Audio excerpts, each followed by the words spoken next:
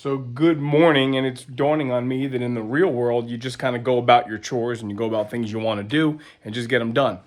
In the YouTube world, it might make sense to share what you're doing so that the viewers that follow you can be part of what's going on. And what's going on is we're celebrating 36 years with my car and cruising the marketplace, which I'm not very good at. I found something that is going to really change the way this car looks.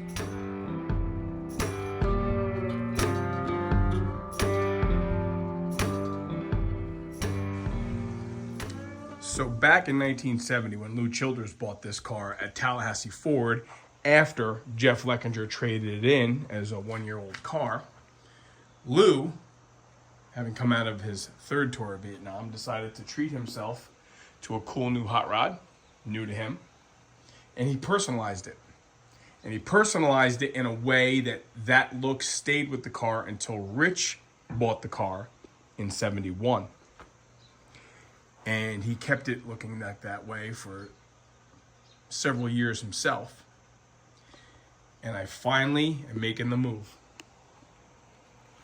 And this is what's going on in the car. Period correct, 14x7, American Racing torque thrusts, TTOs, torque thrust originals. They do not have torque thrust D tapered spokes. They're straight spokes. They're not gray, they are black. I bought these from a gentleman who was kind enough to meet me, and he bought these in 1985 for his 68 GTO that he still has. And he bought them from a guy who purchased them in and around the late 60s. I did polish the wheels. I did not paint the black. That's how they were. The center caps are original also. We do have some broken center cap screws. Now, the OG is not perfect. And that's okay with me right now because this is a little bit of an experiment. I've only ever had these super stock 2s, 14x6s on it. And I did have a pair of keystones on, a set of keystones on it that kind of we all shared. Our buddy Rob and his brother Randy, they each had the keystones on their cars. Rob's Nova, I believe Randy's 67 Camaro that he still owns. And of course, Big J, John had him on his El Camino. And then I had him on this. And then I guess somehow, some way, those wheels kind of went away. They really didn't match each other identically anyway. That's a whole other story. What I did do is I bought the correct ET style lug nuts. ET does not stand for ET wheels. ET stands for extended thread. So you have this shank that goes down into the lug hole in the wheel to give a little bit more lug bite. That's pretty necessary when you're doing wheels like this. You don't just want to reuse your Acorn wheels. So let me set you guys up on the tripod, and you're going to watch this kind of personality change here.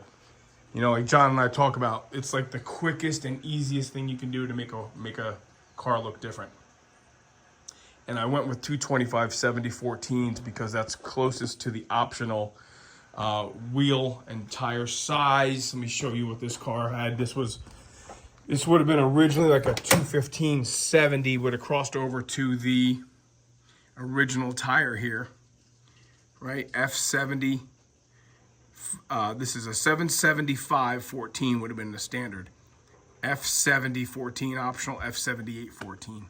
So I went with a 225/70 R14. I've only ever had radial TAs on it. That's it. I've never had another tire on this car. And quite honestly, we drive it too much to have, you know, $400 polyglass GTs or wide ovals.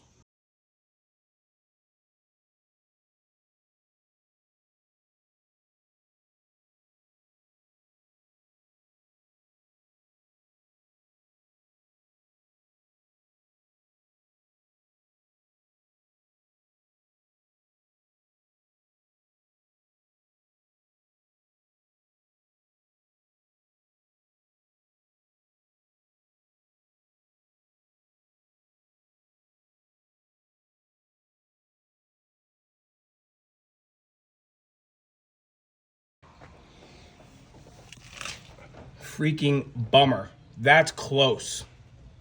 That's really close. Seems like I'm buying two more. It's probably a 1/4 inch, 3/8 of an inch, but you know something, that wheel's gonna get taller as the suspension goes down. In that wheel position with a squatted suspension, that tire will hit that scoop, and I'm unhappy. Well, this is hot rodding. What a look, huh? Man, that's a great look. Finally fills the wheel wells. I got to do some adjustment on the air scoops because they're real close. I don't want to go smaller tires in the front. I've always not liked how those front wheel wells look wide open with tiny tires in the front. That's the stock look.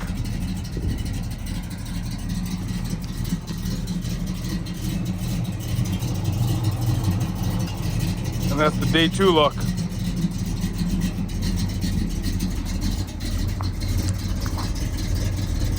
Maybe I love it because it's just so new.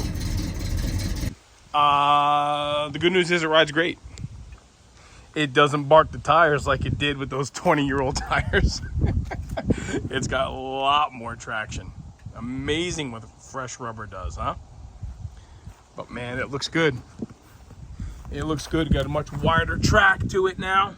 I don't know if you guys can really notice that, but you can definitely see that it's, you know, the wheels stick out much better. So I'm happy. I'm very happy. So we're in good shape here. All right, now I'm gonna spend a little time cleaning out the garage now that I have this thing outside. That little hiccup there with the tire getting really close to the air scoop. I did get it moved over a little bit, readjusting those brackets, but with so much work invested in those scoops, I was not willing to take the chance. So what's happening here is the 225/70 14s on the back stayed. Went down to 215/70 14s in the front. So that's the combo, okay? And what I did here too is I kind of gave it a different look altogether, and I just used a 14-inch steel wheel that I have, an original paint wheel. It is scratched up from a trim ring kind of game. And one of the 225/70s that were on the front is now a reliable spare. This combination, I am just digging. It made this car look completely and entirely different. Like John said, it's like a new car. It's like buying a new car. So, thrilled. Very thrilled. Digging the whole scene. This weekend, last car show of the year. Mills Mansion in Statsburg, New York. That's where we're going. And we know the car has been all serviced earlier in the spring for the big trip across the panhandle of Florida. If you haven't seen that video, go back and watch that. There's 3 parts, actually. And now we got new spinnies. So we're good to go. And unfortunately, when we bring it home from that, that will be all, folks, for the season of cruising. To formal car events, anyway. If the weather's conducive, we'll keep driving. But that gives us more time to keep moving on this old girl. Mills Mansion Car Show coming up. First outing with the new spinnies. I love the way it looks. I love the way it looks after all of these years of running radial TAs and rally wheels, except for that one year that I had the Keystones on it. It definitely looks the part, man. It's cold this morning. It does not have a blown head gasket. It's cold. It's too cold. This old girl's telling me, put me back. Give me a blanket.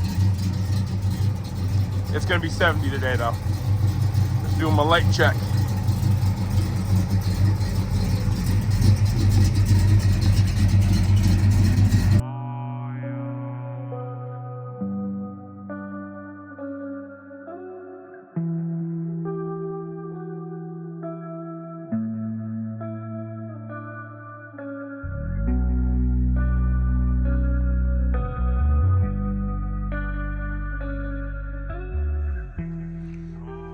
Man, what a lot of work to grind this stuff.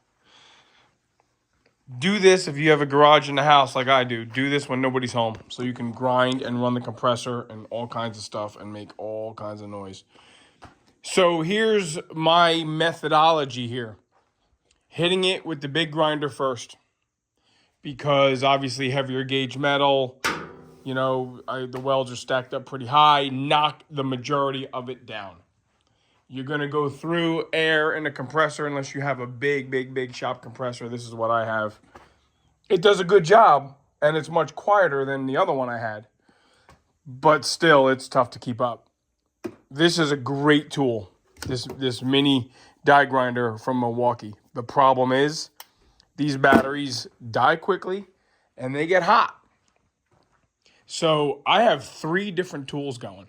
The electric grinder, the air die grinder, the battery die grinder. And I'm out working all of them. Well, not the electric grinder. But here's what we're looking like. This is a body mount plate from the donor frame. This is the driver's side front body mount from the donor frame. Radiator support mount. Here's the rear cross member mount. Yeah, that's what I'm going to do. I think I'm going to flip this thing over and start really working on the underside. That is a factory weld slag. Not from me. See, rusty. Yeah, that's what I'm going to do. I'm going to flip this baby over. All that was rotted, right? We repaired that. And work on the underside, which is in effect what you will see when this car is assembled and finished. When you look underneath the car, you don't really have a good view of the top of this stuff, right? Because there's a big body here. So we'll flip it, and maybe I'll do a video time-lapsed. I don't know. People like watching sparks fly, but there's no secret to just, you know, grinding it and body working it, you know, until you're happy with it. That's all.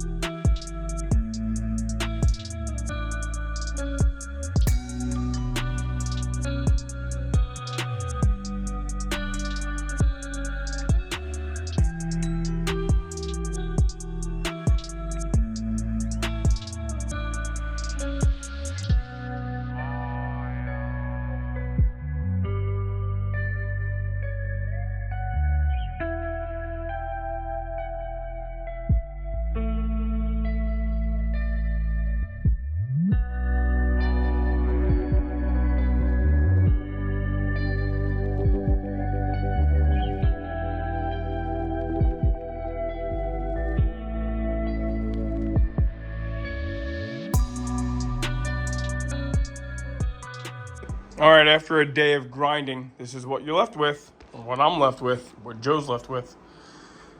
There we have it. This is all repaired. Some of the spots I did have to touch up some welds for sure. You know, is it perfect? Nothing is perfect. You know, nothing is, it's smooth, but it's like the original one is really much thinner. It's even on both sides, but there's definitely a divot. Things like that, you know. Is it perfect? No. Am I happy with it? Yeah, because where we're at right now, this really, really brings a relative close to the really nitty gritty. Oh my gosh. What was I thinking? Why didn't any of you people stop me? None of you stopped me. Matter of fact, you guys were encouraging me. Hey. Okay. Things like this. Didn't fabricate it, right? We bought that frame. So, funny thing is, I bought the frame from a guy named Jay. And I bought something for my car from a guy named Jay. 2 different J's, 2 different things. Here we go. This is more evidence that stuff like this was in fact removed. Look at that. So now we're going to use that Eastwood internal frame paint for sure. Once I go wire wheeling things more and cleaning up more rust. I'm looking at it with you guys. That's why I'm kind of being... Yep. I'll go with it. I'll go with it for sure.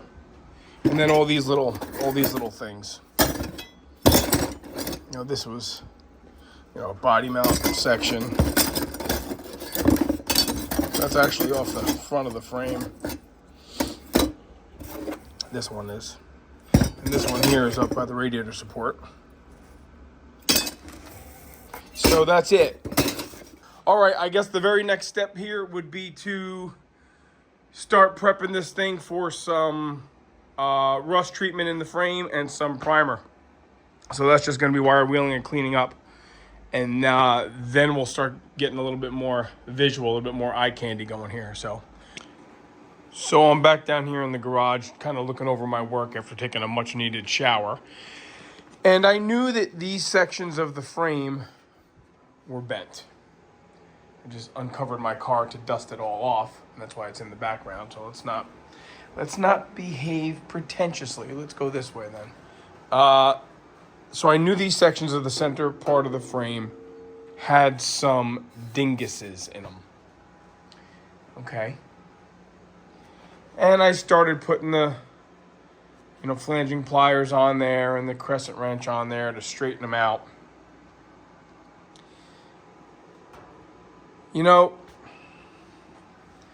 Something's dawning on me. I know that these get bent. People put floor jacks under them and they put jack stands under them because from the outside it looks like it's a really substantial piece of metal. In convertibles or cars, some GMA bodies with a heavy duty frame, which would mean a convertible frame in a regular sedan, hardtop. I understand these get bent. But here's what is perplexing. You see how this dent is immediately opposite that dent? See how this dent is immediately opposite that dent? See how this is immediately opposite that one?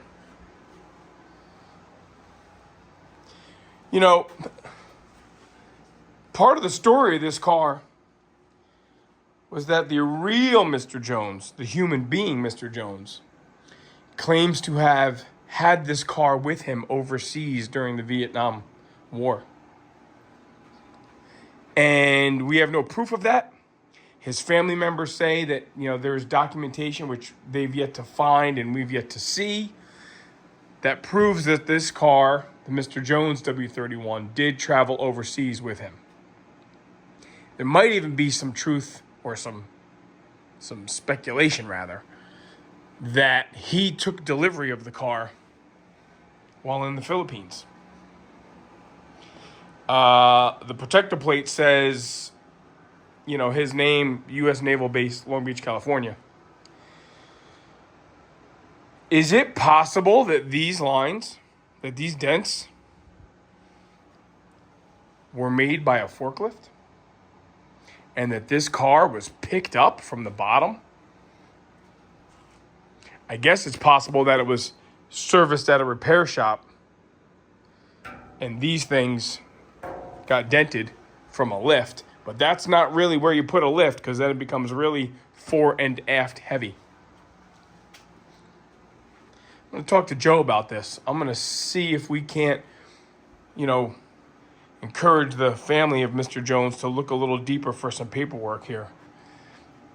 Because it certainly looks like that's where you'd put a forklift or something to pick this car up in unison, not 4 different occasions with a floor jack. Always a little mystery. Just figured I'd mention it before we go straightening everything out. Cool stuff nonetheless, because it means more work. Yay!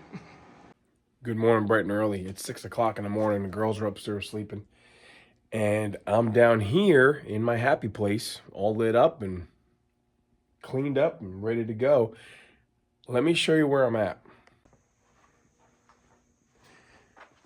Well, look, I know it's early. Nobody wants to hear my mouth yet. Certainly they don't want to hear the compressor and tools going. But last I checked, these cars do not build themselves. So it's dark. It's cold out this morning. It's pitch black outside. What are you going to do, is sit on the couch and watch YouTube? Not this guy. So just more of the same. Just more grinding and prepping and cleaning and smoothing. A couple little spots that I am going to touch up some welds. I just don't like the way they look, so I got them kind of circled. That's pretty quiet work. I can do that whilst people are still, a little pock mark there. We're not worried. I had high hopes of filling all the pits, and I still might do a little coat of all metal around this thing. Spots like this down here. Not to that point yet, although the weather's going to be really nice the next few days. My gosh, how awesome would it be to get this thing in primer? So it's a rot-free frame for sure. After, I think, not including the travel time to go get it, I think we got 30 hours in it. So definitely making progress, definitely in a relative thrash mode, because, once it gets freezing cold, that's not the best time to paint. See this? That's from a cutoff disc taking this car apart. I remember doing that and saying, man, if that's the most damage I do, I'm not too worried about it. I did it in 3 spots. 1, 2, and then on the other side, a little one. So I'm going to repair that. I'm going to repair that little pock mark there. Probably that one also. But that, I think, is actually a hole. Here, it's got a little bit of a ding out of it. That little one there. Got the front body mount here where I was metal finishing it. It's just a little staggered. You can see the step of the weld there, so I'm going to fill that in a little bit more. Yeah, right there, you can see it. That's a fine line from another disassembly cutoff disc. That's the top side. Those are the welds I'm going to touch up on the top side. So I did a little experiment here.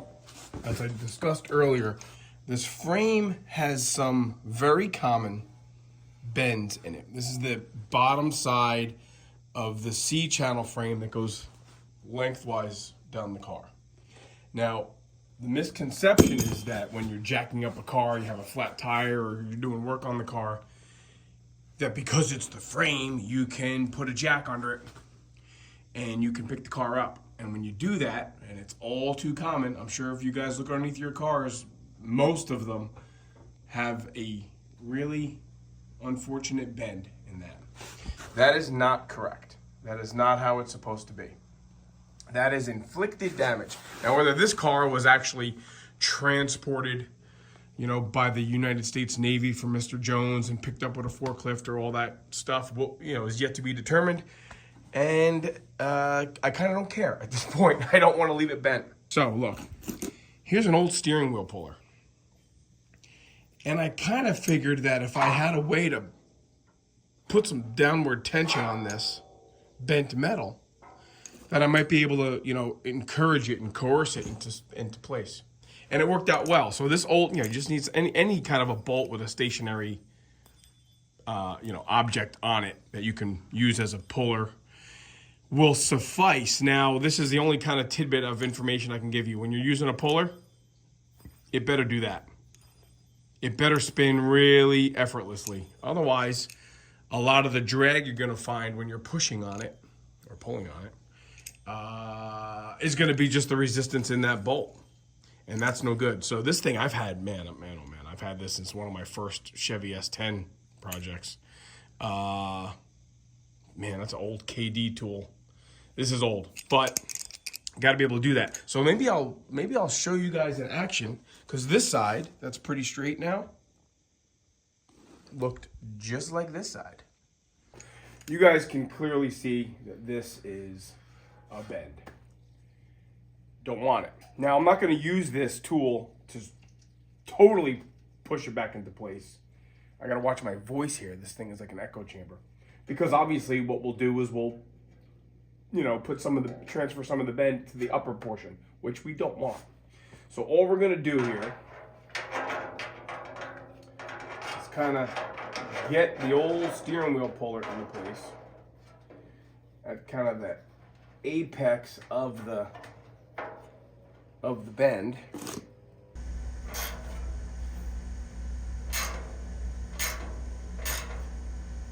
See, I'm already starting to bend it,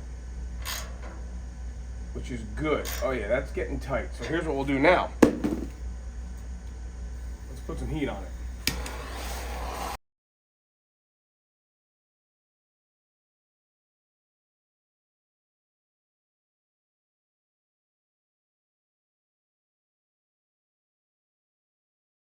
Okay, that's good and tight. So now let's just start. Oh yeah, look at that, buddy. Custom chassis works, man. That's it. That's all we needed was that little, like the old adage, the enemy of good is better. We might just decide to not to. Because it looks like that the foot of the floor jack was right there. And it which this one did not have that. This was definitely this had a pronounced, it could have been a rock when he landed after jumping it like the General Lee.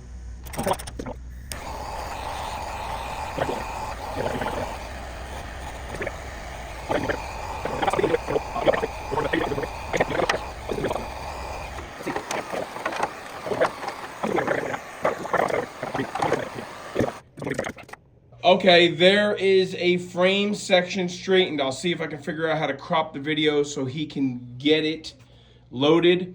Not perfect. None of this is, but better than it was, because here's what you can see, kind of what I was starting with. See, you can clearly see how this is bent up, and then it has all of this. And even this straightened out pretty well. So look, we're down to 25% left because I'm going to call that good enough. Well, that certainly took a little longer than I expected it to. But basically, we're straight enough for this busted up old car. That one there was really bent. That came out pretty well.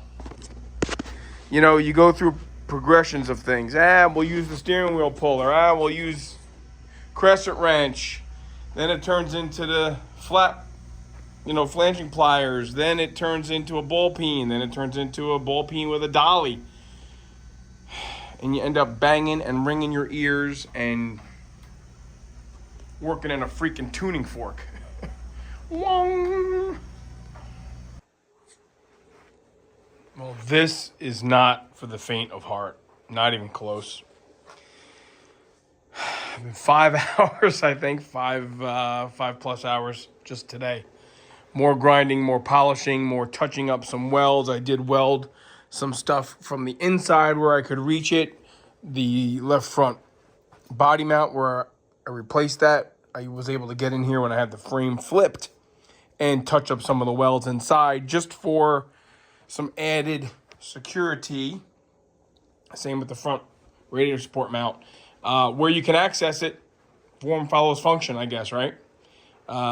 Same thing here with the rear body mounts.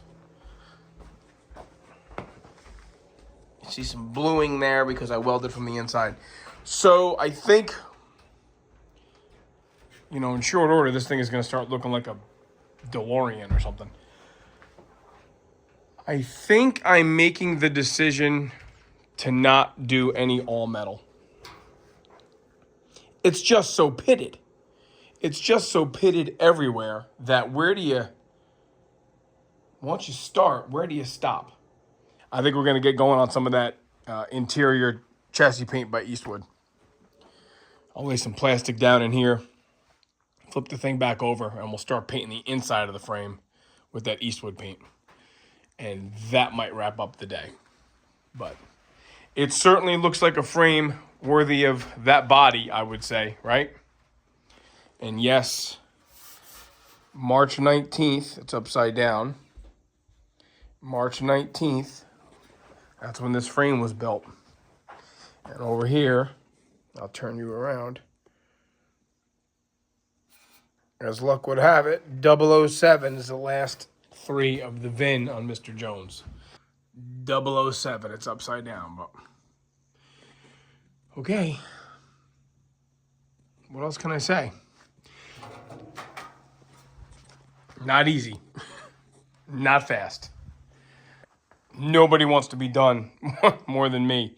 And you start detailing things and going over things and all the little things that you thought were okay prior, you've decided aren't. See this dent right here? That dent is from somebody putting a tow hook in that hole and yanking on the damn car and bending that hole and putting that dent in there. That is not supposed to be like that.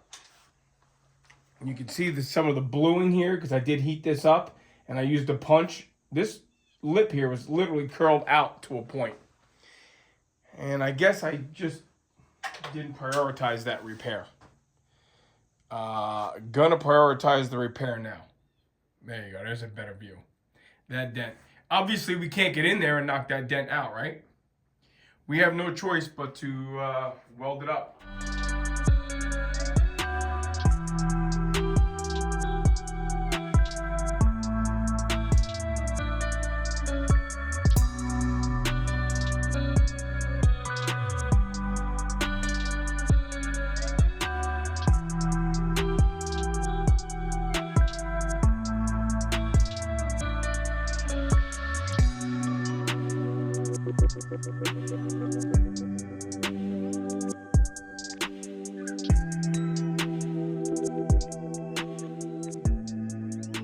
All right, a little bit more, just a little bit more, and then I'll flip it and cover things with plastic. And if I have the energy, I really would like to get some of that interior chassis paint going in here, just so I can say we're done. Obviously, all the welding's got to be done prior to that. You can't weld after you've started to put paint on. No good. That's just a nightmare. So cross your T's, dot your I's, make sure you're happy with everything, because once the welder gets put away and the paint comes out, that's it. You're closing the chapter. Maybe able to do some grinding on what you haven't painted yet, but certainly aren't going to be putting a welder or something that's been painted. So it's flipped over. Here we go. What I'm going to do next to round out the day is we're going to use some Eastwood product. We've been using Eastwood stuff for several years at this point. Many years. Obviously, we bought the rotisserie from them. John did paint the El Camino frame in the chassis black. I'm not sure that I'm going to do that. I did use, believe it or not, Rust-Oleum Professional semi-gloss on Alyssa's frame. And I really like how that has held up over the last few years. A little too shiny, but it's easy to clean. This stuff is very important, because even when you sandblast a frame, unless you acid dip it or some kind of dip, when you sandblast it and you wire wheel it, you can get in there, but you can't get into these holes. You just can't. There you go. There's an up close and personal look of how good it looks from afar. It's still far from brand new. In any case, you have to be able to treat the rust that's inside the tubes, inside the channels of the frame. And the only way we know how to do it is with this stuff. And really, I guess the real shtick here is that it comes with a fancy nozzle that you put on the end of the can, and it kind of sprays in a sprinkler type of pattern. But it does, inhibit the rust that's inside there that you can't get to. So pretty important. I'm sure you've seen cars online and pictures of stuff where the frame is beautiful, and if the lighting is just right, you can see through the holes in the frame, and you can see rust in there. So that never stops. All right, so I'm going to just put one of these nozzles on, and I'm sure you've seen people use spray paint before, and that's really what it is. But let me show you how it kind of looks once we get some sections done. It's messy, it's very watery, but it's a necessary evil, unfortunately. All right, we made a mess on the brand new metal. Big deal, right? We're gonna clean that up. This is why you put plastic down, because it just runs out of the frame. If you get it in there good enough, it's just gonna run out of the frame. What do I have to say about it? Watery, messy. Gotta be very careful, believe it or not. Look, splatters on the plastic on my car. Man, I need a bigger shop. Doing this right next to my car. Pretty comprehensive coating. You know, it's all in there, in and around. Obviously, when we paint the frame, we're gonna still get everywhere we can. And this'll, you know, I'll just have to, you know, power wheel that stuff off of there when I go to paint it. But again, necessary evil. Gotta happen, because otherwise, what do you got? You just got rust in all these areas that you just can't access. So I'm going to do my best to celebrate this win, because it means we are beginning to put product on this frame. Pretty cool stuff. Little by little, maintaining forward progress.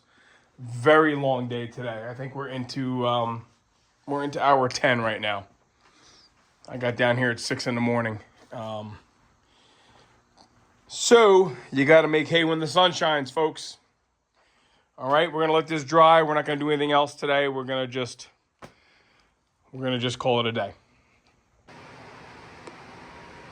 I'm assuming you can hear me over the sweet sounds of the fans. Much of the stuff was covered in plastic. Just started unwrapping some things, but here's the deal. Red primer on the entire frame. Top side first. I'll flip it tomorrow. I'll detail the underside in primer. And then we'll flip it back over. We'll top coat the top side of the frame in black. And then I'll probably hang it, I'm thinking, and spray the entire undercarriage. This is exciting stuff, because this thing is no longer a rotted piece of garbage. It's really not. It's pretty straight. The measurements are looking good. And I forced my hand and I wiped this thing down with thinner and a Scotch-Brite pad. And here we go. It's primed. Here we go. We're going to take this primed frame and we're going to make it shiny black. I'm going to use the Rust-Oleum Professional Semi-Gloss, which is what I used on Alyssa's convertible. It's held up really, really well over the last 3 years. It gives us the opportunity to wipe and shine and kind of use a detail spray on it. I just feel like it lays on really nice. And we had good luck with it last time, so why wouldn't I use it again?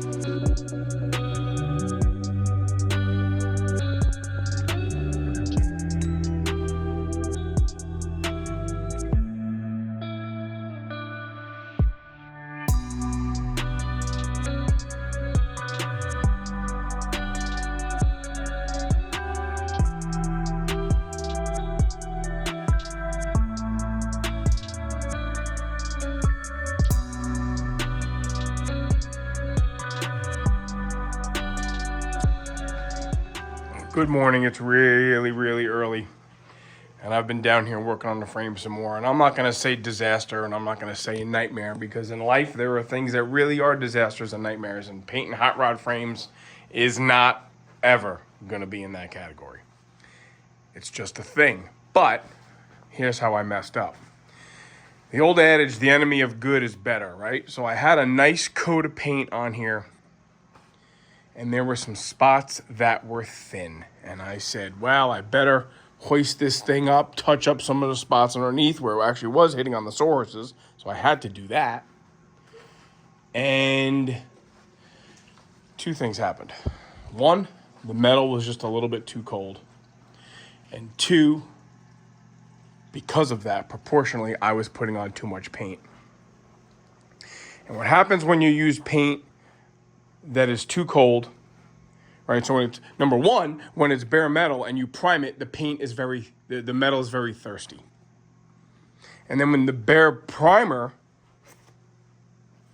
is there. You have bare metal, then you just have primer. That is also a very thirsty surface. So you paint it, you put your coats on there, you walk away for a couple days, you come back and you start messing with it. Number one, that surface is no longer as thirsty, right? Because you have a painted surface now. Number two, you have to make sure that the surface that you're painting is warm enough. Forget about room temperature. And I was rushing. A couple things on my mind, a couple things I wanted to get accomplished. And what I did is I just cost myself all but another weekend's worth of work. But like John says, he is always the voice of reason. I love keeping him around for that. It's going to come out better now than it would have if I didn't have this problem. The problem I had is that the paint started to crack or crackle. And it started looking in places like a light version of a wrinkle finish. It started to just crack. It happened to me years and years ago when I was painting the frame on my car and I was using the Eastwood chassis paint. And I guess the same thing happened this time. It didn't happen everywhere. It didn't happen in many places, but it happened in enough places that I thought, man, I got enough work in this thing. I'm not going to leave it. Most importantly, it started happening in the cradle, the engine cradle, which has no pitting because of all the oil leaks and things over the years. So what I did is I started hitting it with 220. And I just sanded all the spots that you're going to see. This rear cross member, major pitting. These rear spring boxes, major pitting. But you can see here, I'm really trying to kind of smooth things out. We're not going down to bare metal again.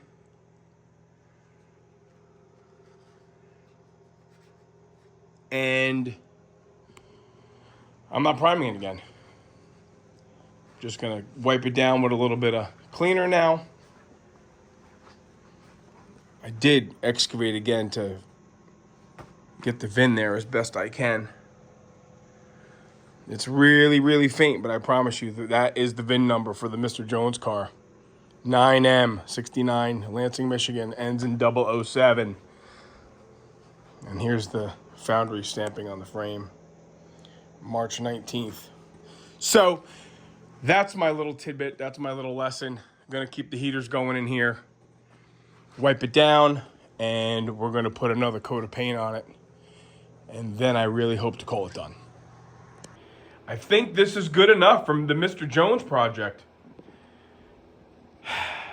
Lots more sanding. No more priming. And then a few more light coats.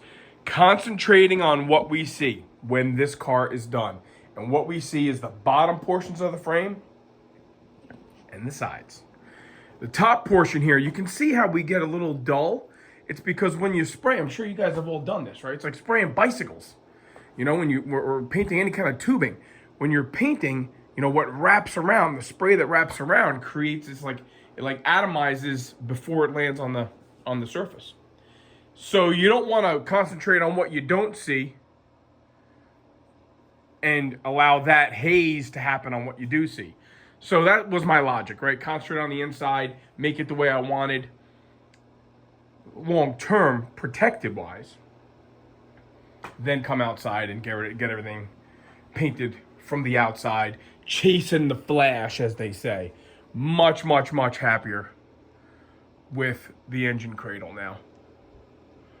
Much, much happier with the frame rails in the front. So, there comes a time, like the old country song, you gotta know when to hold them and know when to fold them. And this is a time to fold them. It looks really good, really pretty happy. I mean, look, it's a pitted frame that we saved from, certain death. So there's that. I don't know if this is going to be the end of the video. I don't know if this is going to be the end of the frame painting video. But I'm done painting it. So now what we're going to do is we're going to shift gears and we're going to start concentrating on all the parts that make this frame, a chassis. And that includes the rear diff and all the suspension parts, and we'll get into soaking them in Big J's goulash and all that kind of fun stuff. So we can have some detailed bling jewelry to put on here. I think Joe's working on getting some brake lines and fuel lines coming. So, all right, that's a pretty long-winded version of saving a frame, and we're gonna call that a win. All right, time to crack the doors open in here and get some fresh air.